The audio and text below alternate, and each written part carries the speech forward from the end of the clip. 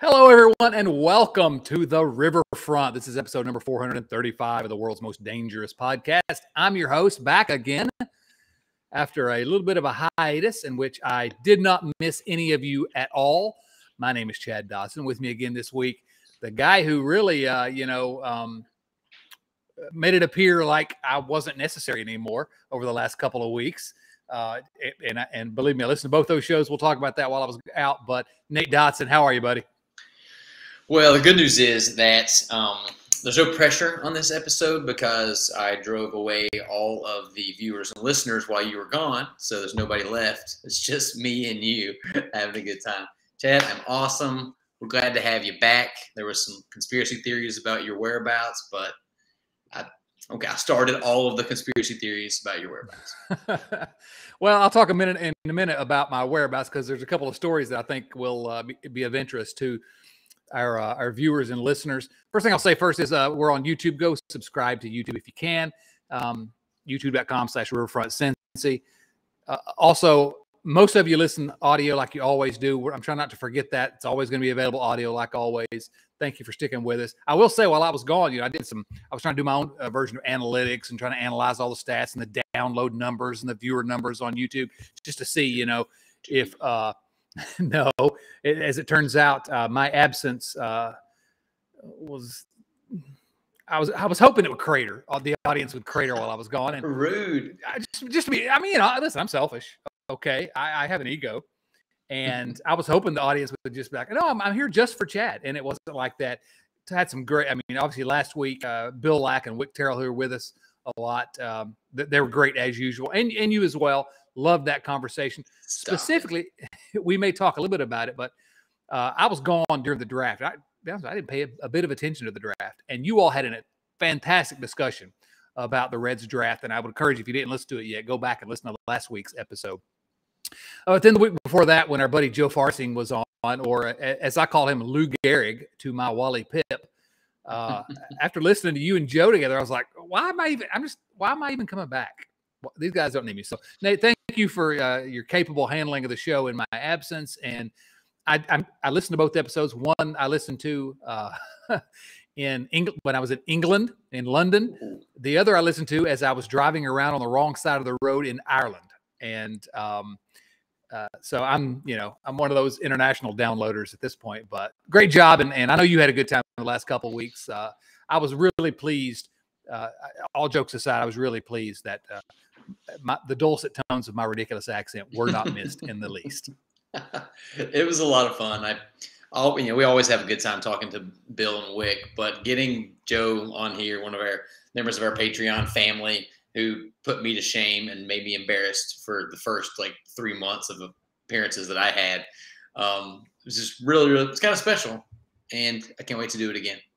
Yeah, and I want to mention quickly about that Patreon family. That's patreon.com/riverfrontcincy. Now, we tell you about this every week, and I would encourage you to go and join the family. If you just want to join the Slack channel, a couple bucks a month, or you can get a discount on a yearly subscription just to join the Slack channel, be part of the family, and enjoy those discussions. But before I talk, there is, again, a couple things I want to mention about my trip that relate to the Reds. But I saw a movie yesterday, and this movie had nothing to do with baseball but it was about the internet in some ways. But there was a line from this movie that made me think of the Patreon family, and which is, again, I'm weird. So, but anyway, the movie is called. Have you heard of this movie, Nate? Marcel the Shell with Shoes On. That sounds like you made it up, but no, it does. The movies that you watch throughout your weeks, I'm not surprised. Yeah, it's first movie I saw when I got back stateside, and Marcel the Shell with Shoes On. It's from a studio I like, A24, an independent studio. Anyway, go look it up. It gets great reviews. I loved it. Very cute movie. But anyway, Marcel had this one statement at one point, and maybe I should have saved this for later, but it struck me. And the premise is, I'm not giving anything away to say that he's trying to find his family, and he's trying to use the internet to find his family. And so he gets a huge internet following, basically. But then he says, but nobody's helping him with his quest at first. And he says, it's an audience not a community. He was really upset. It's an audience, not a community. And, our audience love all of you guys that download every week and watch every week. You don't have to join. This is always going to be on our YouTube channel. It's always going to be available for download for free on your podcast apps. We're not changing that. And we love each and every one of you. But we do actually have a community. We have an audience and a community here. And that's our Riverfront family. And I don't know, I was struck by how much I appreciate the fact that I have this group of people that we can talk with and say dumb things with, and they give me a hard time all the time, which is whatever. I don't mind. It's fun. So anyway, I don't know. Maybe I need to cut this out. It's not the way to start this podcast, maybe, but I just wanted to say that I'm glad to be back this week because I really appreciate the community that's grown up around this show. And I don't know, I felt like I needed to say it. So Nate, feel free to make fun of me. Yeah, it sounds like Europe made you soft. All right, quickly, before we get into the news of the week, and there are not a ton of news, but there are some very interesting topics to talk about. I do want to mention a couple things about the trip. I told you where we went, but a large portion of the trip was in Ireland. First of all, if you haven't been to Ireland, go to Ireland. And I would even encourage driving on the left side of the road in Ireland. It was hard, but by day 3, I was okay, and I didn't hit anyone. We only ran over a few curbs. But we're in Ireland at one point, and I'm with my family. My son is wearing his Cincinnati Reds cap while we're there. So we're at a place called Nebron, Dolmen. Okay, it's essentially it's this old portal tomb that dates back like to 4200 BC. Nate, that was a long time ago. I mean, it's really old. It's older than you. Almost.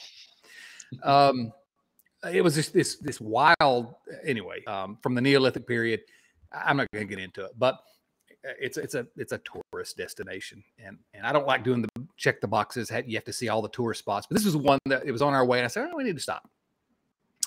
And so we're walking over to it, and it's quiet. It's in this place called the Burren, which is this wild. Everything is limestone, and we walk up to it, we look at it, and then we're walking back to the car. And as we're walking back to the car, we pass a couple of elderly ladies. Let's not say elderly because I'm getting there. We're all going to get there. But I would say 60-ish women. And I noticed as we're walking, they're walking in as we're walking out. And this is outdoors, a big area. And I noticed that they kind of look at us a little bit strange. I thought anyway. And so we pass them. They pass the other way. And then one of the ladies goes, "Can I ask you a question?" And my son was the last one in the line, and he turns around and looks at her, and again he's wearing his Reds cap, and she's like, "What's that cap?" And Nate's like, "Well, Cincinnati Reds baseball team."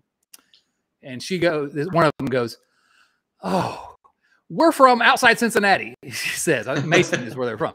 We're from outside. We're in the middle of Ireland, right? We're from outside Cincinnati. And I saw that, and I wanted to say something. I wasn't sure if I should because I wasn't sure. Maybe it was a high school team or something, And she said, "I'm so happy." Yep. And we talked about the Reds for just a little bit, and she's upset with the way the Reds are going right now. But she's a Reds fan. And then she says, "I'm at the end of it." She says, "I'm so relieved because if you all had been Cardinals fans, this would have been a bad interaction in Ireland." I said, "We are the opposite of Cardinals fans." So anyway, that was fantastic. A few days later, we're walking the streets of Dublin, Ireland, and a guy just, I don't know, 20-something probably, to me a kid, but he walks by us and he just screams out, "Go Reds!"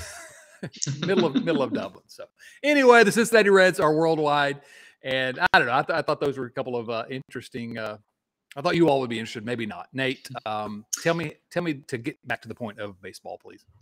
It doesn't surprise me that Reds fans decided to leave in droves, have a mass exodus from the great United States during this season. But no, that's super cool. I love when you get those little interactions and realize that we just spent the first 5 minutes talking about being a community, being a family, and these little things that help people bond and relate even overseas is pretty awesome. Well, that's kind of why I wanted to lead with this, because and some of our members, obviously, some of our members of the family are international. The Reds players are obviously international. It's we talk often about misery loves company. And around here, it actually, I don't, frankly, if it weren't for the family, I don't know how closely I'd be following this team right now, because it's fun to still talk about them and whine about them, whatever. So anyway, it's a fun community. Thanks to all of you for being around. Nate, we'll get to the news. Is that a better idea? That seems like the logical next step. All right. We usually start with the news of the week. Well, actually, we usually start with some recap of the games. We'll get to that. But first, I think we really need to start with the biggest thing this week, which is the trade deadline is rapidly approaching on August, 6 o'clock p.m. on August the 2nd. That'll be the Tuesday. Yes, Major League Baseball's trade deadline. And as of today, as we are recording this, and as always, we're recording this on Thursday evening, there has been no action related to the Reds, unless I missed something, Nate, and I'm slowly getting back into it, but no action. Does that surprise you? It doesn't surprise me necessarily yet, but does it surprise you we're not seeing any action, and do you expect to see plenty of action? It doesn't surprise me yet. I think the announcement that the Nationals are open to trading Juan Soto kind of pushed a lot of the action back of yesterday. The Yankees acquired Andrew Benintendi, so that was the first sort of domino to fall.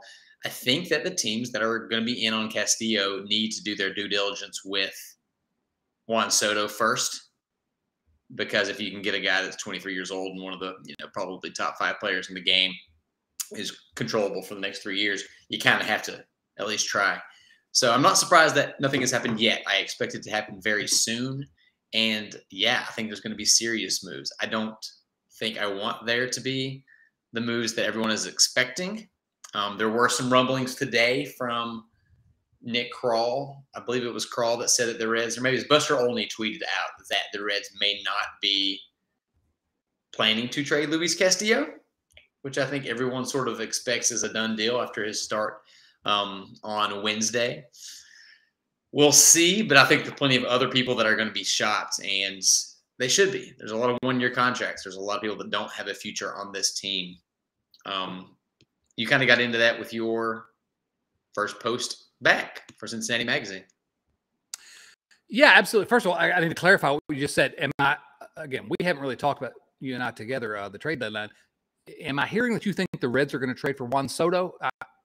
Maybe I misunderstood. I mean, they've got the talent, right? Just want Tommy Pham and Moose, fair swap. Bring him over. Oh my gosh. That is what I wrote about in my column for Cincinnati Magazine this week, the trade deadline, and just kind of ins and outs and who should be traded, who will be traded. And, a lot's up in the air. Look, Luis Castillo. Let me go ahead and dive into the Luis Castillo part of it before we talk about some of the others that may be traded. Because Castillo is the big chip. He's he's the most attractive starting pitcher potentially on the trade market. And the Reds could, if they wished, get a haul for Luis Castillo. And, a bunch of people yelled at me last night on the Twitters. By the way. As people do on Twitter. 2 weeks away from Twitter while I was on vacation.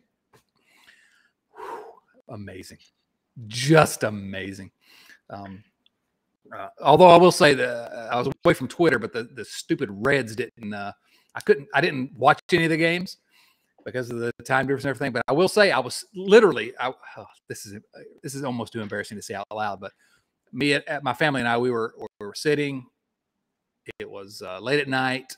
The Eiffel Tower was lit up, and it was really a magical moment. The Eiffel Tower. You've seen it a million times, but it took my breath away just to be there.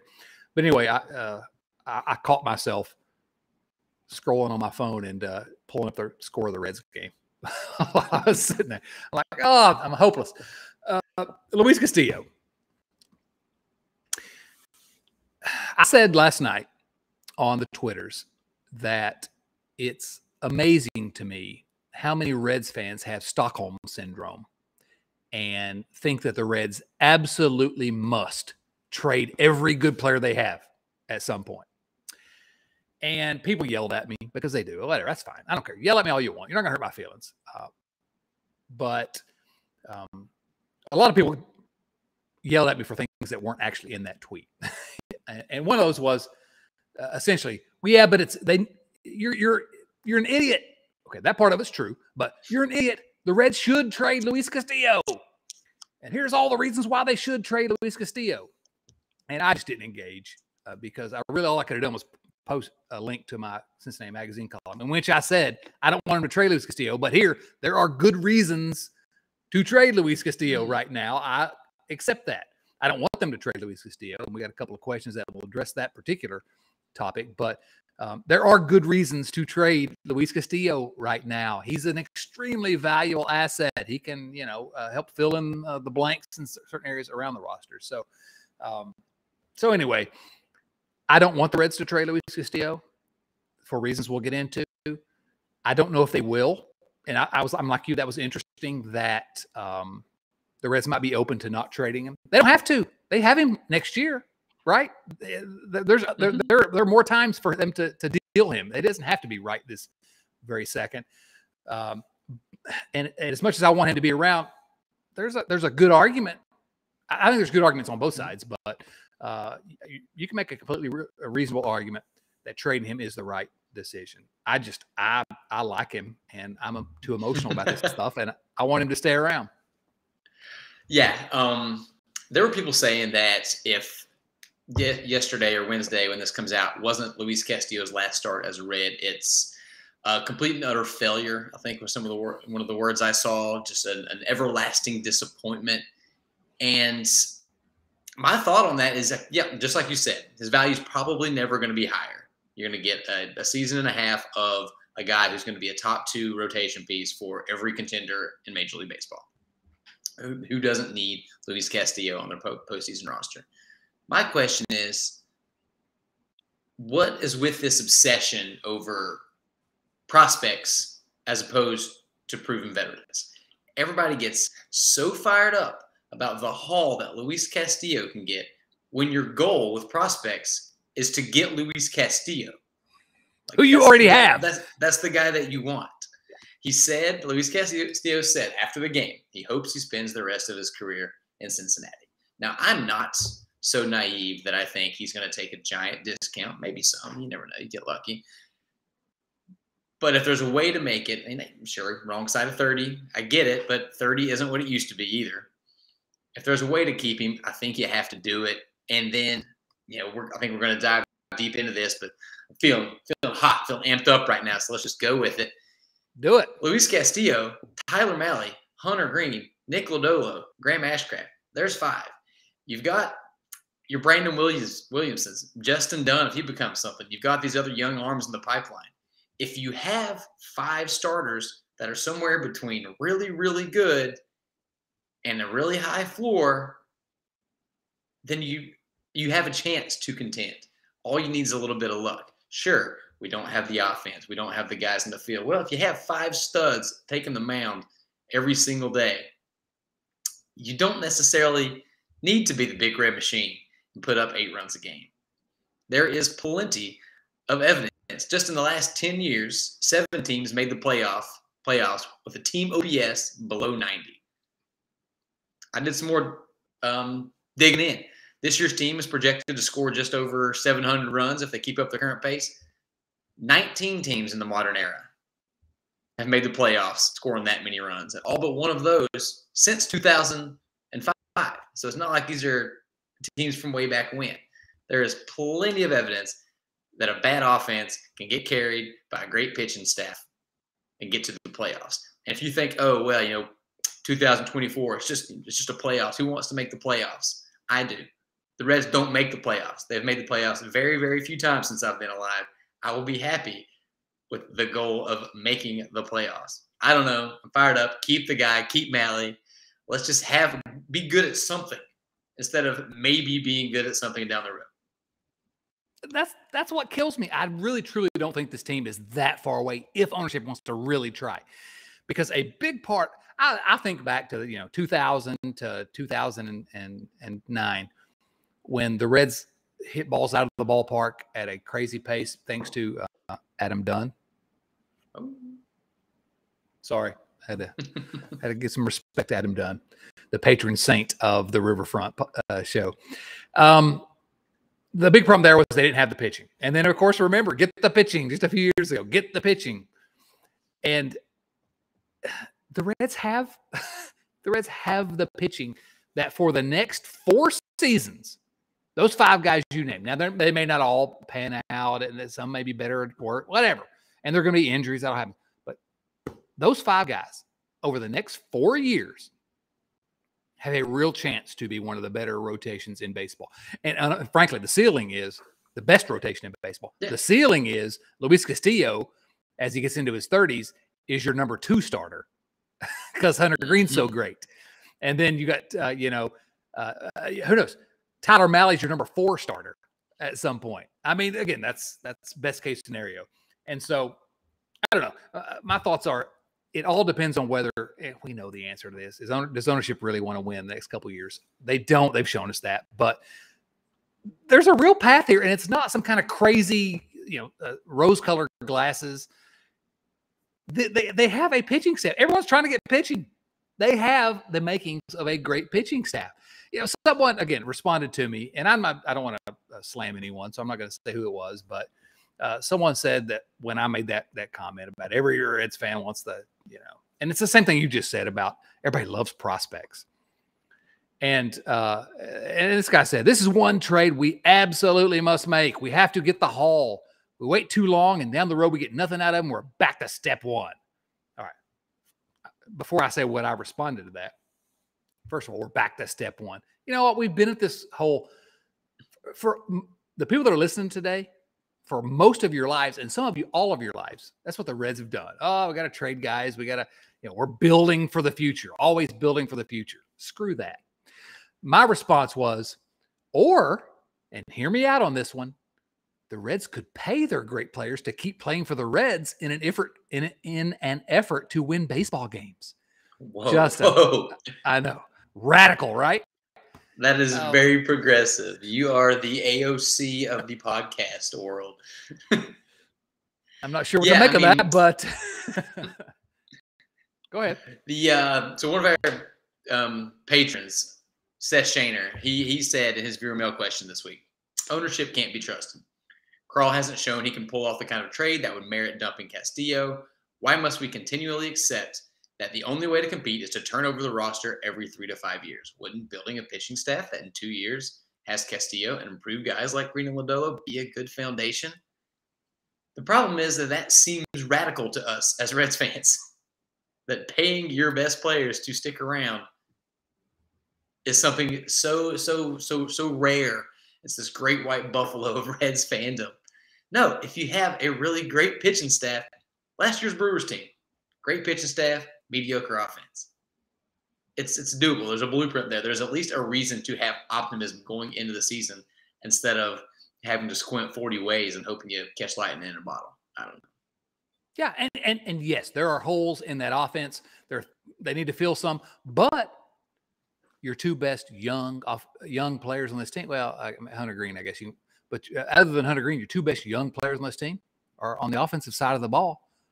India and Tyler Stevenson, we'll talk about in a moment. But so, you fill in here, there, and you get lucky. Maybe you have to get lucky a little bit, but with the expanded playoffs, you got a better chance. It's Stockholm syndrome. Reds ownership, and this is not just Castellini. The Castellinis have done the same thing that Carl Lindner did before, but it's a thing. And then John Allen, when he was running the team after Marge, did the same thing. They have this successful quarter-century campaign to convince fans that you can't compete unless you do it this way. We can't do it. We can't afford to compete.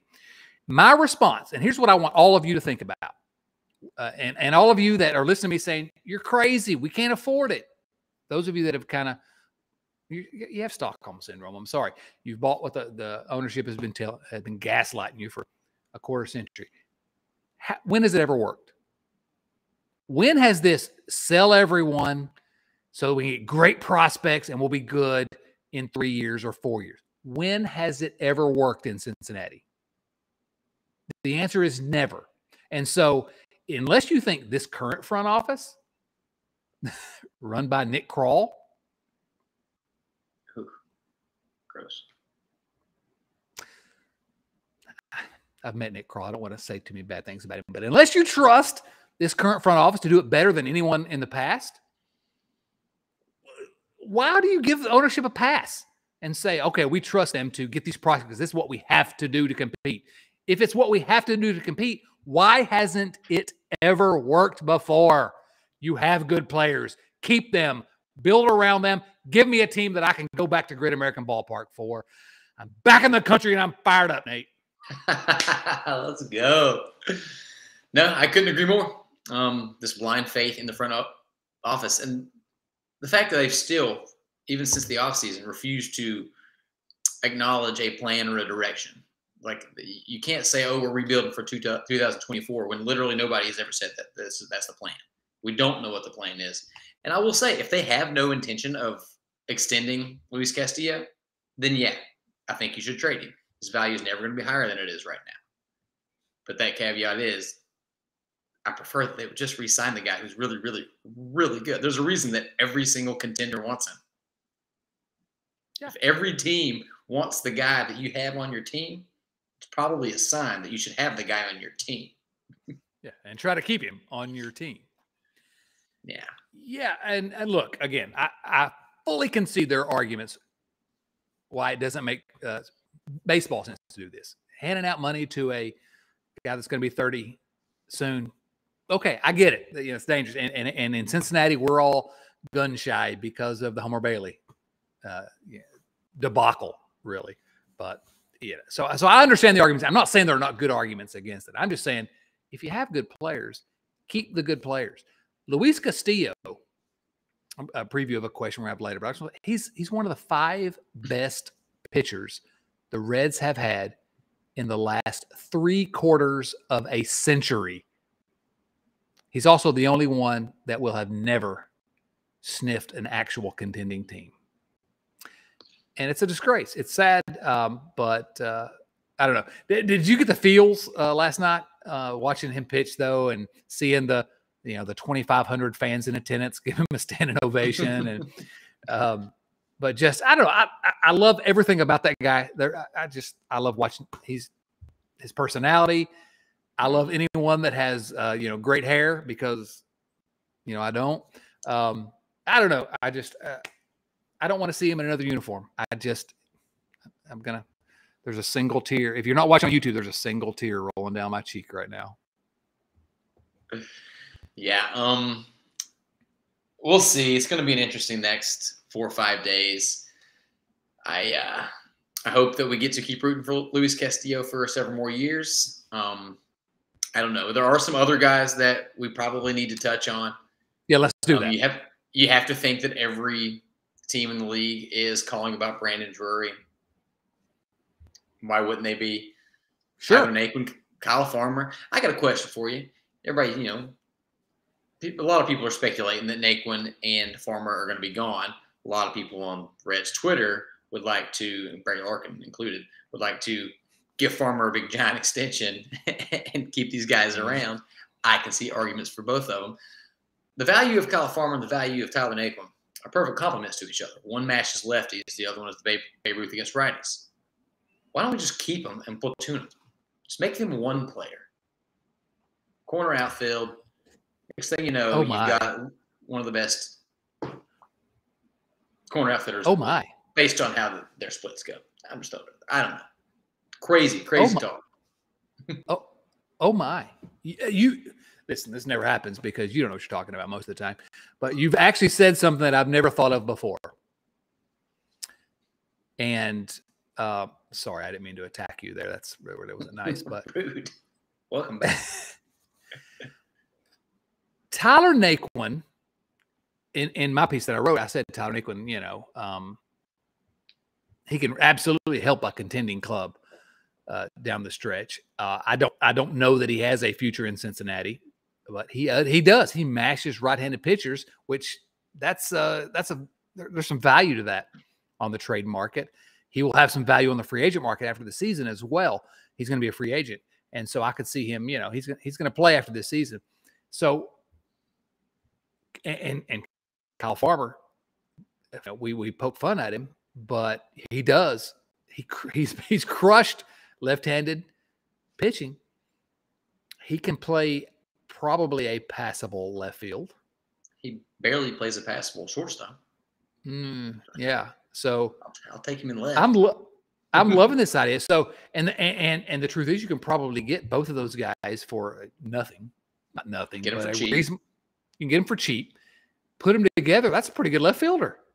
Granny doesn't want to move. Red's Twitter's pumped because they get to keep Kyle Farmer. Tyler Naquin is a country boy, so he probably likes being in Ohio. Gets to go, go bow hunting, whatever it is he likes to do. I think it's a fit. Well, it comes back to: do you want to put a good team on the field next year or the year after? If so, sign them both to 2 or 3 years. Well, that's also what I want to do with Drury, which we start getting messy now. We become fans, and we sort of keep the people we like and the people that make sense. But Drury, they can get him in the offseason if he did want to come back. I think you look over Castellanos, you see people that hitters might like playing in Cincinnati. It might be a more valuable franchise for some of these guys that need to get a few good seasons under their belt. But do you think any of these guys, all of these guys, are going to be on the team come Tuesday? Brandon Drury. I don't think Brandon Drury will. And frankly, Brandon Drury was a guy they signed to a minor league deal before the season. He's a guy that any big league team could have had, basically. And if the Reds can get something for him, that's a pretty good piece of business. If you can get anything useful for him. I guess we'll give you that one, Nick Krall. We'll give Nick Krall that one. Well, do we give it to him though? He's not a guy to a minor league deal. It's not like he actually identified a guy. He just needed bodies, and this guy happened to pan out. I'm not ready to give him that. We're taking it away, Nick. You don't get that one in. But yeah, do you want to keep Brandon Drury for the next 2 or 3 years? I'm not fired up about that. If you can't get anything for him, he's a free agent. I don't know. I just feel like somebody's going to want him because he's shown now he can, perform a little bit. And he was a former big prospect. He only costs $11. I expect him to be gone, and I can't argue with it all. I like the guy. I don't mind keeping him around because, again, what you just said, maybe to him, he sees that, oh, yeah, Great American Ballpark. This has been good for my career. Yeah. If you're following our Keep the Pitchers blueprint and you just need bodies out there, the outfield looks pretty rough if you start, trading dudes away. Drury can play a little outfield. He can play anywhere, and he is passable at this time. At least he has been this season. You can get him for a few million a year. Why not? I can buy that. What about the only other guy I really want to talk about with respect to the trade deadline is Tyler Malley. And I said in my column, I don't expect Malley to get traded. He had a rough first half for a while, but he's looked pretty good mostly recently. I mean, he's Tyler Malley. He's not a number one starter. He's a passable number through. That's a word that I just made up. 2 and 3 combined. He's a passable number 2. He's an amazing number 3 for anyone. He's a guy that there will be suitors for his services. But again, he's another guy that the Reds don't have to trade him. He's going to be around. If they want to trade him, they can trade him in the offseason, which they might do. I don't. He's under team control actually for a couple more years. Yeah. If the Reds don't intend to field a competitive team during those years, I guess they have to listen to offers for him. He's 27, but he's like Castillo light. There's no reason necessarily to trade him. And if you wanted to put together a good rotation, there's every reason to keep him. Tyler Malley. Pretty good guy to have. The only thing I see there is that extra year of team control. If he stays relatively healthy this season, keeps pitching the way he has been, then he can be the Castillo at next year's deadline. You might be able to get a bigger haul for him after a year of health and top-tier pitching. Other than that, we kind of beat it to death. I want to keep them both. Yeah, Obviously, you have to listen. If somebody's going to give you, King's ransom, sure. Like, I'm not going to bemoan trading either of these guys if they get a really good return. It's just my lack of faith in that happening that keeps me wanting to. Yep. If they trade them both, this team is going to be such hot garbage next year. And we're going to have to get on here once a week and talk about it. And we're going to have to make up storylines. And the John Sadak and Chris Welsh and Tommy Thrall, all these guys, like they're going to have to just pretend that they're having a good time. I don't want that for anybody. At least if we pick the starter lane and go down it, we can selfishly try to have some fun. Yeah, selfishly, we really need the Reds not to be hot garbage next year. Oh, goodness. Yeah, no, all right, we beat that to death. There's no reason really. There is one other viewer mail question I think we should go ahead and address that I think is interesting about the trade deadline topic. This comes from our friend. All these viewer mail questions come from our friends, the family, at patreon.com/riverfrontcincy, where you too can join the family and support the show. Woo the Reds. That is Woo the Reds, who refuses to tell me his real identity. I just want to call him out here because he's really committed to being anonymous on here. So I don't approve of that. Woo the Reds asks this. Do you think the likelihood of having one of the worst records, if not the worst record, in franchise history this season will affect the Reds' trade decision process this year? Will decisions be centered around maximizing future success or minimizing short-term failures? Now, this is an interesting point because the Castellinis have a history of changing course in the middle of whatever path they decided to go down because, the last quote-unquote rebuild, they didn't want to trade some of these guys, Cueto, Todd Frazier, etc., because they had the all-star team coming. And, they didn't want to trade Billy Hamilton, which I'm okay with that because Billy Hamilton was a comic book superhero. Welcome back to town this week, Billy Hamilton. I love you, bub. But they wouldn't trade him for, elite starting pitching that was offered because the fans like Billy Hamilton. So maybe I'm at fault for that. But anyway, will the Castellinis change course because the truth of the matter is, if they trade Brandon Drury and Tyler Naquin and Luis Castillo and Tyler Malley, this team will, without question, be the worst team in baseball for the rest of the season. So they're not drawing any fans now. Do we think, Woo asks, do we think that maybe the prospect that the second half of the season there'll be literally zero fans in the stands? Will that affect their trade process? I think history shows that it always has affected their thinking. But what do you think, Nate?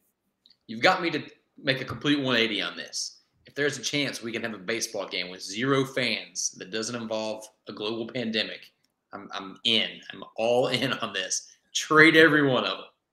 Just release them. Just let them go. And then we can finally realize my dream of fielding in a lineup of only hefty boys. That might be the only ones that are left.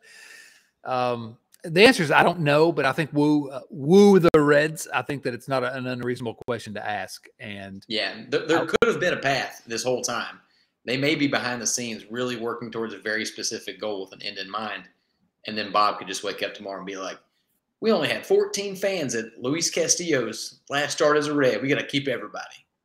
Sign them. Yeah. Abandon the plan. So who knows? It would help if we knew what the plan was, but they don't tell us those tiny details. All right. News of the week. Before we get into the games, we do need to discuss Tyler Stevenson. Oh, my goodness. Tyler Stevenson. I don't want to, but we have to at least touch on it. First inning of the first game after the All-Star break. Tyler Stevenson took a foul ball off his right shoulder. They checked on. He remained in the game. The next play, chopper in front of the plate. He fielded it, tried to throw it to first, and was in real pain. Didn't throw the ball, went down on a knee, and he's out. Broken right clavicle. That's also known as the collarbone, and never good. Almost certainly out on the injury list now, but almost certainly out for the season. Oh, Nate. Why did you do this to me? Well, it didn't happen when I was out of the country. Maybe you took the bad juju. I don't know, man. It was that was a tough one to see. I was taking a class at the time and didn't get to see it, and then I opened up my phone, and obviously it was going nuts, and your heart just sinks. The guy doesn't deserve it. It's got nothing to do with the team and fans. It's about the individual, the player. You just feel for the guy. He gets his first chance to make this his team, and he has just been bitten by the bad luck bug over and over again. Get well soon, Tyler. The entire city is rooting for you. I don't know. I don't know what to say. It just stinks. Do we need to revisit the question of whether because a lot of people have tried about whether the Reds should move him away from catcher? I say no. All these are flukes as far as I'm concerned. If Tyler Stevenson doesn't want to move, I don't move him. But have you changed your mind on that point? The only way that I've shifted my opinion at all is if there is an opportunity to get an above average backup catcher, a guy that can hit just a little bit, then I like the idea of having two capable backstops so that Tyler can bounce around, get some days at DH, get some days at first base. And it makes the thought of moving him a little bit more palatable if Mark Kalasvari is not the guy giving those at bats. But it's up to him. It's whatever he wants. He's worked his whole life to get here.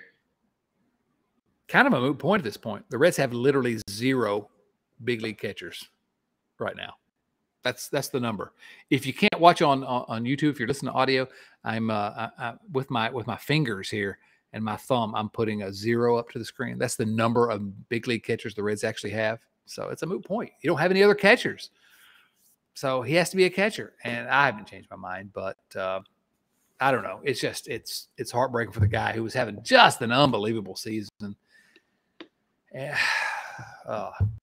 We love you, Tyler. All right, let's talk about the game results as the second half has started. And what could have been an exceptionally good week from our perspective turned to bad in a hurry today. Well, sort of, I guess I'll say. After the All-Star break, the Reds played 2 of 3 against the St. Louis Cardinals. They won 2 out of 3 against the St. Louis Cardinals. So that's always a great thing. 2 wins out of 3 against St. Louis. Against the Marlins, the Reds won 2 of 3 against the Marlins, and then they played Game 4, and the Reds kind of blew it. I'll say the Reds. I said the bullpen blew it. Hunter Strickland came out to the 9th inning. First of all, the worst closer in baseball, Hunter Strickland. I'm sorry, but the guy's he's no good. And he keeps screwing up, and they keep running him out there. And I get it that maybe the Reds don't have that many options, but good grief. Gave up a game-tying home run to the leadoff batter, walked the next hitter, hit the third batter, and then so they got David Bell finally took him out. Buck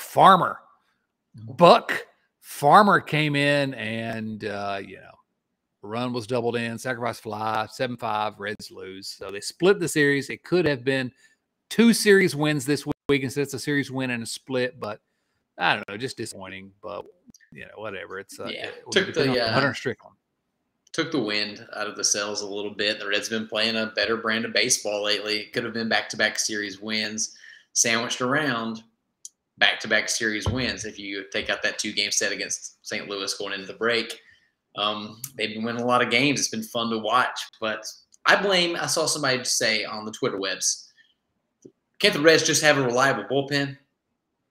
Well, if you watch that Hunter Strickland performance, sir, you got a reliable reliever right there. You can rely on Hunter Strickland to do Hunter Strickland things almost every time out of the game. Every single time. Yeah. So, I mean, it makes you realize, like, the game ended. I was down for 2 minutes, and I was like, oh yeah, like the season's already kind of over. We're not rooting for a playoff run here. Obviously, you want the team to win, and you get excited when they're playing well. But don't hang your head too long. We got too much going on, too much to fight for. Yeah, right. No, I would have preferred 2 out of 3 against St. Louis, and then 3 out of 4 against Miami. Whatever. We're still watching this team. I want to see that. But Hunter Strickland, oh my goodness, not good. Coming up next, the Reds are going to play this week Baltimore, 3-game series against Baltimore at Great American Ballpark. I encourage – I don't even know what that means. I encourage all of you to avoid the ballpark. don't go to any of those games. And then the Reds head on the road. They'll a pretty long road trip, actually. They have 3 at Miami, 3 in Milwaukee, and 3 at the New York Mets. So 9-game road trip. We'll talk about that as we come back next week. The only thing about this week that I wanted to talk about a little bit was, other than, we talked about the results a little bit, but in terms of individuals, Jonathan India. Hey. Jonathan India's back, right? I mean, yeah, that guy, he's back. It's the India we loved, right?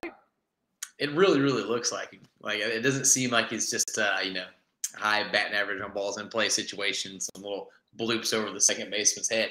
No, he's hitting the ball hard. He looks like Jonathan India. He's flying around the base pass.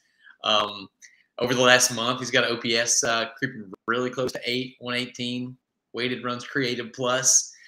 He's looking like that guy that he was for most of the year last year. And if he can play at or near this level for the rest of the season, then, there's your reason to keep tuning in. Yeah, I have every expectation about that by the time the dust settles, the season's over.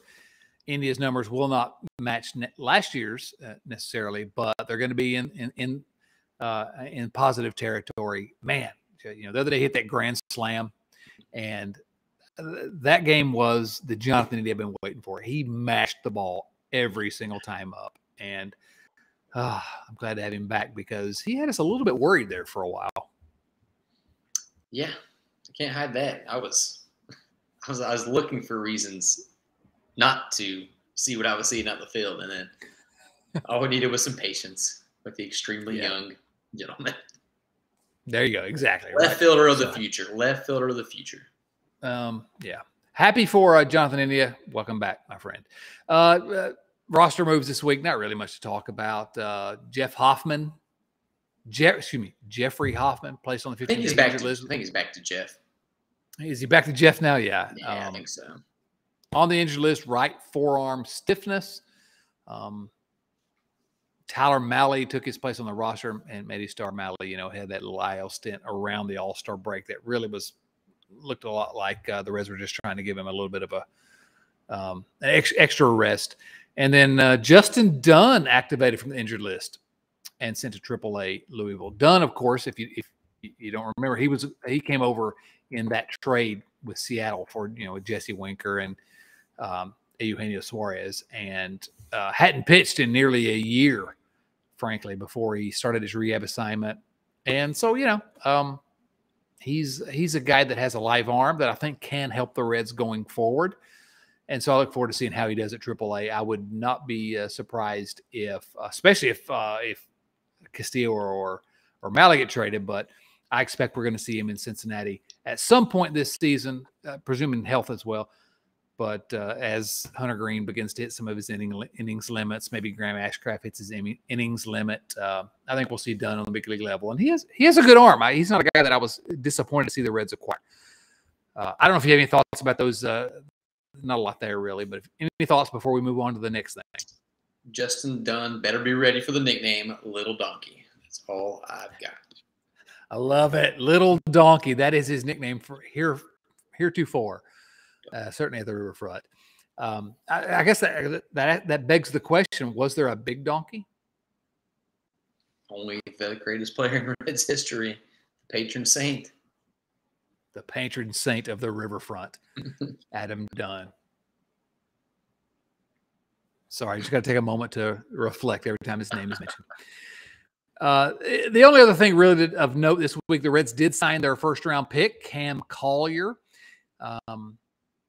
Signed 17-year-old third baseman, number 2 prospect in all of baseball, signed for $5 million. Now, what's interesting about that is that's almost $1.5 million over what the slot value is, what they call it, of the 18th overall pick. And so what it means is the Reds, listen, we like to bag on the Reds, but this is what I would call a nice piece of business. Get a guy that's a legit talent. He's far away from the majors, whatever. I know, I get it, but get a guy that's a real talent, like an elite talent in this draft. And you know what? Pay him what he's worth, and convince him to play professional baseball. as much as I like to bag on the Reds, this is fantastic. I'm 100% in support of this. Any thoughts? Yeah, I'll be, continue to get more excited as he progresses, but it seems like a slam dunk. Nobody expected him to be there at 18. Can't believe he was. So they paid him over slot for 18, but really they paid him at or under slot compared to where everybody had him in the draft. So I don't know what happened that made him fall, but we might have stolen one. Yeah. We love to poke at the Reds, but this is good stuff. I mean, and I love the discussion again. I mentioned it again, the discussion you and Wick Wick Terrell from RedReporter.com and Bill Lack from the Riverfront. I love the discussion you all had last week about the Reds' strategy for the draft. I don't have a problem. For years I've been, slamming the Reds for not for drafting high school guys and taking lottery picks, but I think the Reds had a really sound strategy in this draft, and not that I follow it as closely because again, I'm the one that's always talking about until they get to AA. Don't even talk to me about them because so many of these guys flame out. But I don't have a problem with the strategy. I think Cam Collier is a legit talent. I see him as a Nick Senzel, Hunter Green, Jonathan India type talent. The other guys the Reds drafted, top 5 picks.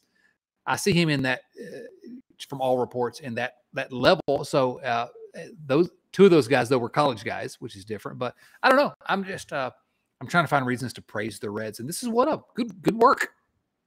Yeah, can't wait to root for him in about 6 years. It's going to be great.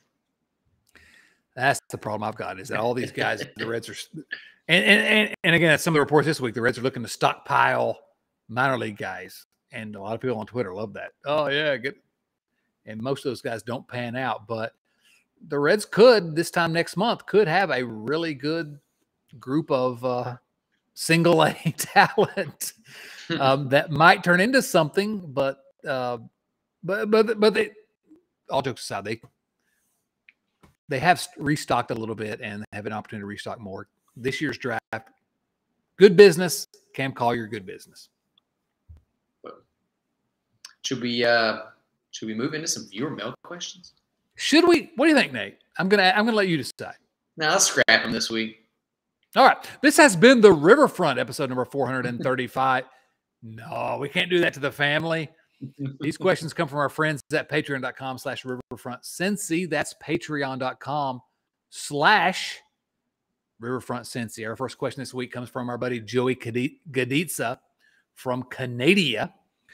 Joey asked this: hey guys, with the trade deadline quickly approaching, is the beer league team looking to add or shed salary?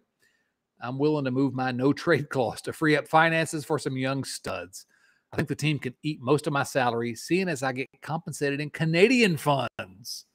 Joey Gaditsa willing to waive his no trade clause. Nate, what are your thoughts? So it's a little known fact that Canadian dollars, CAD, it's just monopoly money. It doesn't even count. It's barely real. But we need that flexibility. We pretty much have Joey Gaditsa for free right now. We can't let him go. We can't afford to let him go. It's the kind of guys that we want to build around. Almost free talent. And he's in the band. He's in the Riverfront band. We can't lose an asset like that. Joey, you're staying. The 2 things I were going to say were, first of all, the Reds have 1 Canadian. We have to have at least 1 Canadian. Okay? So Gaditsa is our Joey Votto. And the other thing I was going to say was exactly that. Forget the beer league softball team. And if this is your first time listening to the show and you don't know what the beer league softball team is, if you go and join it at Patreon, you can become a member of our beer league softball team. Also, if this is the first time you ever listened to the show and you're doing it in the midst of the worst Red season ever, I salute you, my friend, because you are dedicated to the Cincinnati Reds. We're gonna start a band, and Joey's gonna be our bass player. What are you gonna be in our band? What's your role in our band? Hopefully, like fan. I'm gonna be Colonel Tom Parker. A little Elvis reference for you there. That's an Elvis reference. Played by Tom Hanks in the recent Elvis movie. Colonel Tom Parker. Not a great guy. Okay, good question, Joey. No, we're not trading you. There are 2 patrons, though, exactly who I'm actively trying to trade. I'm not saying who they are. I'll let you all discuss it in the Patreon Slack channel. I love it. Jerry Saduth. If or when the Reds move Luis Castillo, how do we remember his time in Cincinnati? And this is a great question. I already kind of previewed this when I said that he's one of the, I mean, it's literally one of the 5 best Reds pitchers of the last 75 years. That's a long time. 75 years is a long time. It's kind of inarguable. Yeah, all right. Here are my 5. There's one that you could maybe put in there that I wouldn't, but Luis Castillo, Johnny Cueto, and if you're not watching on YouTube, you can't see me counting with my fingers because it's hard for me to remember how to get to 5. Castillo, Johnny Cueto, Mario Soto, my first favorite player ever, Mario Soto, Jose Rijo, and Jim Maloney, who's before my time. But those are my top 5. I think you could maybe make an argument for Tom Seaver, but I don't put him in there because he was good as a Red, but he wasn't here that long, and his greatest times are worth another team. But the fact that you can put Luis Castillo in a group of the best pitchers this franchise has had in 3/4 of a century, he's a surefire, absolute Reds Hall of Famer. That's how we remember him. And we also remember him as the guy who the Reds refused to put a competitive team around him. So we never got to see him pitch with the bright lights on other than the All-Star game. How do you remember Luis Castillo, Nate? I hope that I can answer this question again in a few years. But yes. I looked at some of the stats, and I just set it into the modern era, and I put a minimum 500 innings pitched. He's 4th all time with a 1.26 ERA plus behind Jose Rijo, Dutch Ruther, however you pronounce that, and the legendary Noodles Hahn, which Noodles for best name. So you went back. Hold on, you went back to 1900. You went back almost, he is almost the 4th best ERA plus since 1900, and he is first in that time period in Ks per 9. The guy's just, by just about any metric, one of the best Reds pitchers ever, and definitely top 3 in my lifetime.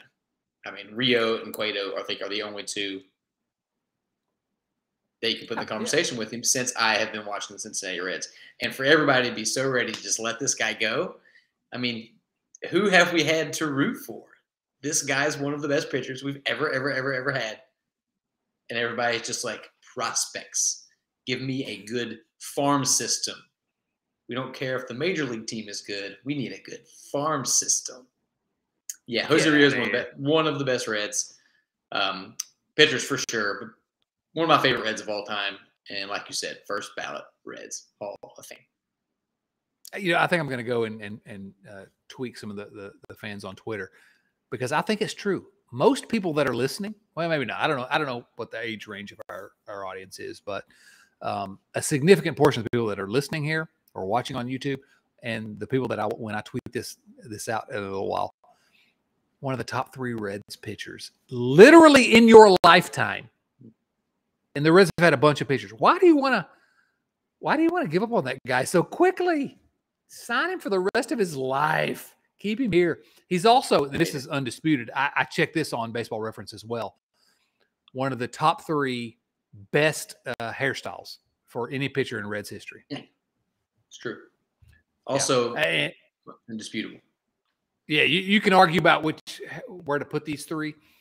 But I think the top 3 clearly Johnny Cueto, Luis Castillo, and Bronson Arroyo. Top 3.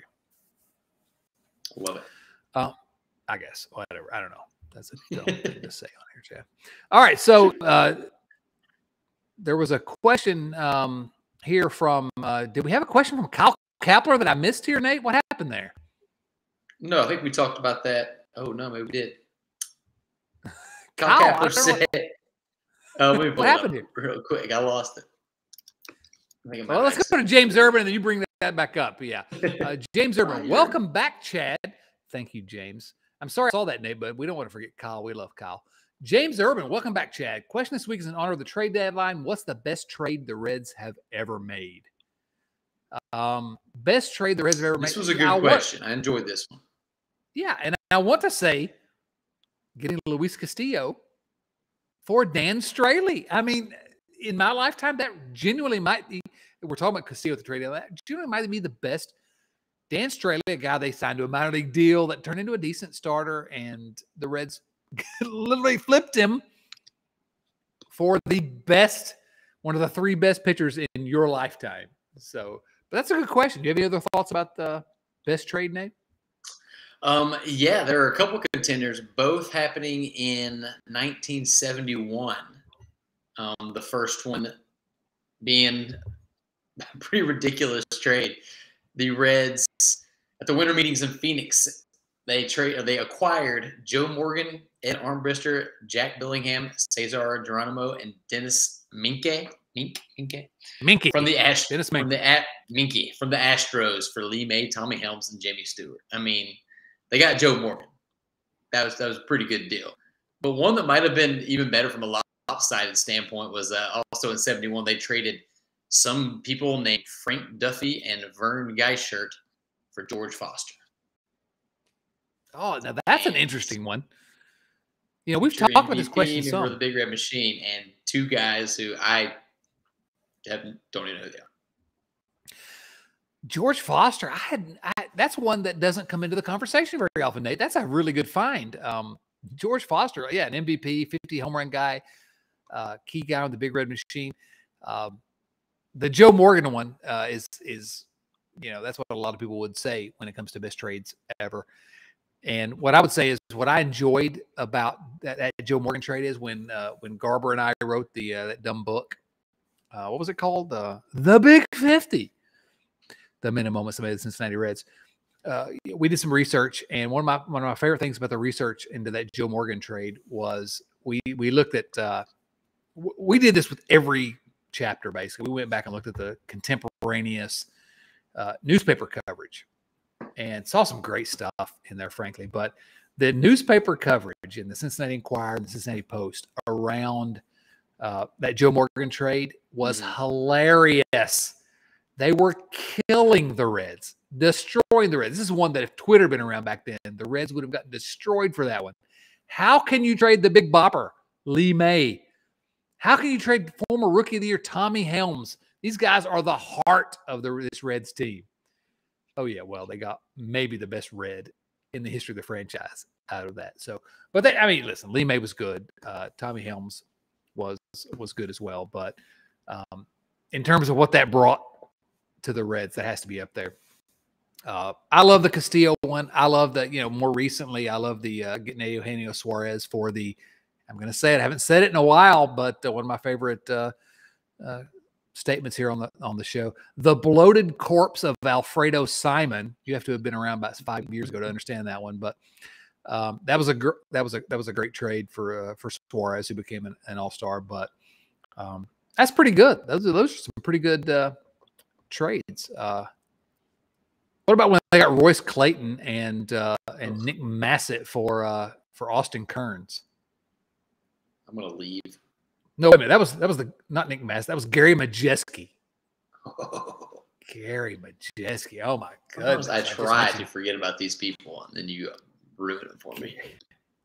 Gary Majeski. I hope Gary Majeski's thriving in his post baseball career, but he gave me some headaches.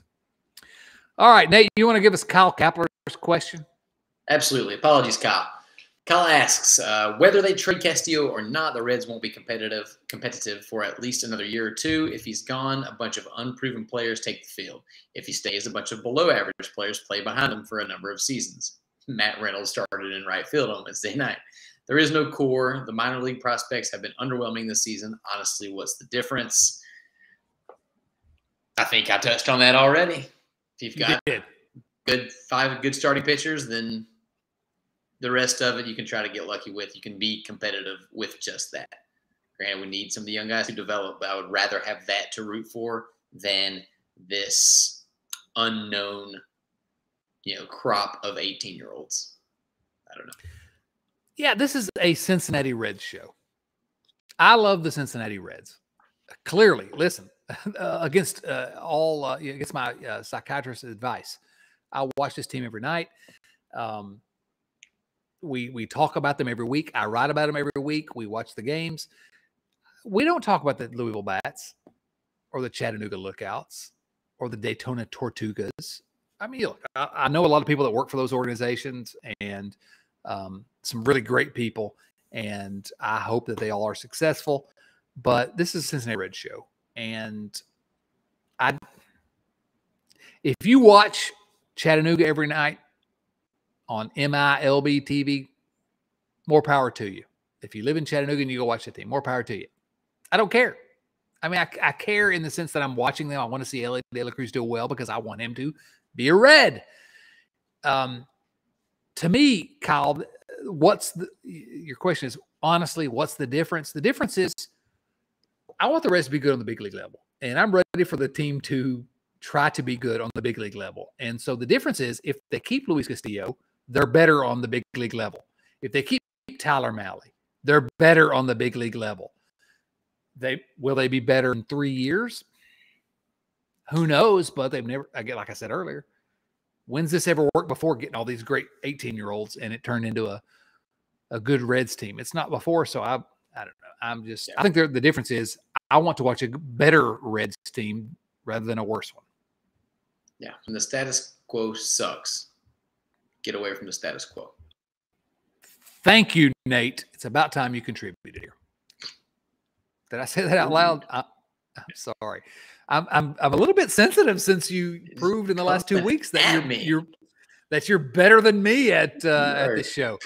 It hurt me hot. It's okay. Fortunately, I can take it. If you interact with Joe Farsing on the Slack channel, you better have a thick skin. Joe likes to come in with the zingers. He does. He likes a zinger. By the way, Joe, I'm threatened by your presence, and you're never coming back on this show again. I'm sorry. You've threatened me, and this is this is our show. All right, 2 more quickly, and then we'll get out. Hooper Powell, our buddy from Columbus, Ohio. Hooper Powell asked this question. On vacation and grilling out, first of all, he starts that question. That's a strange premise because when have we ever, he's saying, since we've been talking about vacation and grilling out, we've talked a little bit about vacation, but I grilled out 0. Did have some bangers and mash in Ireland, by the way. Had some fish and chips in the UK. But Hooper says, on vacation and grilling out, what's your favorite adult beverage and meat to consume when grilling? He has a second question as well, but we'll start with that one. What's your favorite adult beverage and meat to consume when grilling? You have an answer to that, Nick? A glass of dry red wine and a big giant ribeye steak. Easy question. Easy. Ribeye steak, I'm with you, man. Give me a good cut. And I don't know. I'm just well, I was going to say my go-to is always going to be a good bourbon, but for the last couple of weeks, I'm starting to think that I should probably just stick with Guinness. A Guinness in Ireland, man. I don't know what to tell you. It hits different, as the kids say. There's a great Instagram account called Bourbon and Baseball, which I encourage people to follow, but he'll be disappointed if you move away from bourbon and go towards Guinness. Well, yeah. My kids did not like the fact that I had to have a pint everywhere we went because we're in Ireland. What am I going to do? Of course. All right. Hooper's other question was this. This is the most random question in the history of viewer mail, and we've had a million random questions. Whatever happened to Ruben Mateo? What? Why are we talking about Ruben Mateo? I don't understand. Ruben Mateo, of course, played baseball for the Rangers, Reds, Pirates, and Royals organizations. Played in the Korea baseball organization. He played for the Reds in 2002, 2003. Was not good. Why are we talking about Ruben Mateo? Hey, you're talking about the 2013 Mexican League MVP right there. You put some respect on his name. Oh, there you go. That's what happened. I don't know what happened to him. since 2013. That was the last time that Google tracked him. Yeah, I tried to find. I did. I tried to find, and I couldn't find the last decade about Ruben. I hope he's thriving. I hope he's, because he won that MVP in the whatever Mexican League or whatever you just said. I hope he never has to pay for a drink down there. But when he goes to Ireland, he probably has to pay for his Guinness. Nate, I don't know if you saw this, but since we started recording, we got one last question. I did not. Let's go. Yeah, it's from our buddy Rich Thompson. And so we'll go ahead and do this. I have not read the question yet, so you're going to be hearing it as I read it for the first time, and which means that I have not prepared an answer to this. I hope it's not a difficult question. Rich Thompson, content de te revoir. Welcome back, Chad. I don't know. That's some kind of Frenchy talk. Bonjour. Boy, can I say, Nate, the French people were not that nice when we were there. I hate to paint with that broad a brush, but some of the things I heard about French people, I don't know. The Irish people were nice. Gentlemen, as the trade deadline looms, there's much speculation if and how many Reds will be dealt. If by chance the Reds decided to go all in with a purge of trading the likes of Castillo, Malley, Drury, Pham, Naquin, Moustakas, Solano, and possibly Kyle Farmer, my goodness, Rich, can the Reds win at least 60 games by filling those voids with their current minor league talent or who they might get in return? P.S. Viva la Tour de France and la Tour de Femmes, a.k.a. the best July sporting events next to the Reds having a winning season in July. Rich, I know you're a biker, but I don't understand a word that you said in that P.S. Can the Reds win at least 60 games if they trade all those guys? First of all, the Reds are right now 38-60. That's their records. They won 38 games. No, they couldn't win 60 games if they traded all those guys. They traded Moustakas. I just don't see how they can do it. Yeah. How can you expect to compete if you don't stick with Mike Moustakas? Unless we're going to run out the Hefty Boys lineup, then we got to extend him. Ooh, he fits in. You've been clamoring for the Hefty Boys, but is Mike Moustakas? Does that mean that Mike Moustakas has to be here? Unless we can find a heftier person. I love it. Yeah, the Reds can't win 60 if they trade those guys. But, I'm kind of all in on that, frankly. If you recall back to the first few weeks of the season, Nate and I were laughing about it. Like, if they're going to suck, we might as well have the worst team ever. So, I don't know. That'd be something fun to watch too, I guess, right? I'm rooting. Nate, before we finish, any thoughts about Nick Senzel? He's still, He's still doing it. OPS is, above 8 since he started heating up, and we pray for his health every time. He jammed his shoulder up a couple days ago. Took a day off, but he's back in the lineup today. I don't know. I just cautiously optimistic. Don't want to say too much. Don't want to jinx it. We have a history of that here. Keep it up, Nick. Come on the podcast. Tell us what you did. Yeah, really. No, I was worried when he got, but seeing him back in the lineup after one day out, that's not what we usually see with Senzel. And, right. Since I've been gone, frankly, I didn't pay any attention to the results of the Reds games, but every day I checked the box score to see what Nick Senzel had done because I need Nick Senzel to do well. He's my favorite Red, with the only exception being my captain, Kyle Farmer. Should we end here, Nate? We've gone longer than we should have, as we always do. Should we end with Reds, the greatest shortstop in Reds history and one of the current broadcasters, Barry Larkin, saying this week that the Reds need to sign Kyle Farmer to a contract extension and put a C on his chest. Make him the captain. Have you ever heard a dumber thing said on a Reds broadcast? I have stopped watching the games with the sound on. Apologies to Mr. Sadak. He doesn't deserve that. It was nonsense. It was nonsense if it comes to fruition, unless he wants to be that captain as a platoon right fielder. Bring it on. If Joey, I argued a couple years ago, Joey Votto should have already been named the captain. But come on, get out of here. It's ludicrous, Nonsense. Nate. Madness. It's ludicrous. Complete madness. All right. The only other thing that I would say that is as ridiculous as that, and I hate to say this because I like Marty Brenneman and he wrote the foreword to my book, and he's also actually been in Ireland the last couple of weeks. We did not cross paths. We actually looked to see if we were going to cross paths, but he did once say that this Johnny Cueto kid, I'm just not sure he's ever going to get it. When Cueto was a rookie, I just don't know if this kid's ever going to get it. Well, he got it. All right. Anyway, this is the Riverfront, Nate. A lot of things to say, but I want to ask if you have any final thoughts before we get out of here. No, that's it. This has been fun. We'll try to be as successful as we can in the event of any major trades, any breaking news. Otherwise, we'll be back this time next week with probably a lot to talk about. No doubt about it. And yeah, there may be an emergency podcast in our future. We'll see. For those of you that have been listening, thank you so much. If you're watching at YouTube, smash that like button, smash that subscribe button. Please, come on. It costs you nothing.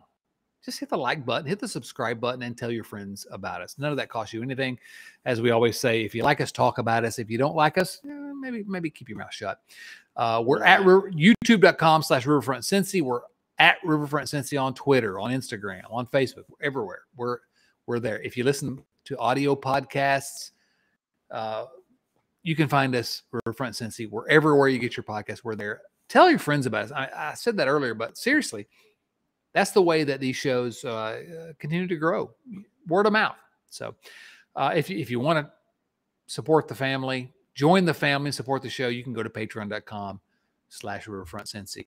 Nate, the Reds kind of stink, but I'm glad to be back, actually. Had a good time here tonight. Yeah, it's always fun. We find a way to at least try to have a good time with all this. And we'll do it again next time. Absolutely. For Nate Dodson and please, lifetime Cincinnati Red, Luis Castillo. Let's go. This is Chad Dodson saying, so long, everyone.